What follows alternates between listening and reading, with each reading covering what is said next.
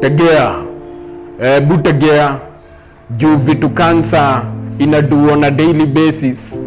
Imewacha familia mob na marafiki wakiseek for answers. Enyewe vile kansa inatuwinda kwa society, haitaki kuona tukishinda. Na ninajua una relate na hii story na narrate kaisha hii happen ya relative ama mse unapenda sana.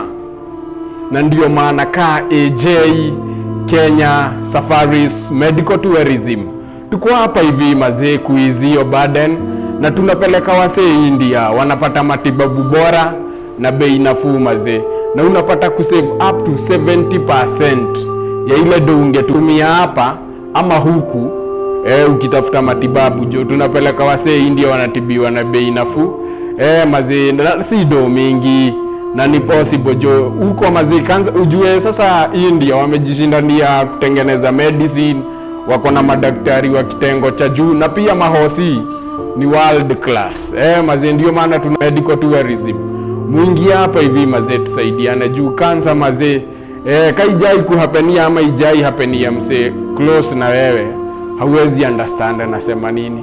Kansa imekuwa mazee ni burden mazee, na ndio maana tuko hapa to is burden. Ukiangalia ni surgery replacement uko hivyo India inachezea mita moja na 1200 na choani, imagine. Na kwa hiyo do tunakusaidia kuorganize medical records, kupata passport, kupata medical visa mazee, ufly uingie India utibiwe urudi poa mazee. Na pia tuna take care ya hospital stay yako vile utatritiwa na food na medicine yenye utakikunywa mazee. Alafu tukishapanga hivyo, ukishapona mazee, tunakubukia flight unarudi mtaani ukiwa fiti. Alafu mazee tunaduaje? Tuna organize kitu tunaitaga online post treatment consultation na doko wako ndo wajue mazee utoke India mtu wangu unaendeleaje, hali iko vipi. Na pia wewe mazee unapata kumuuliza swali jo, so ndo nakwambia ka uko pale mtaani na unajua msee mazee ana seek for cancer treatment ama any other advanced treatment, mwambie jo kuja hapa Ruiru Town, si tuko hapa. Aulize gorofa inaitwa Greg Towers, aingia hadi gorofa ya ngapi?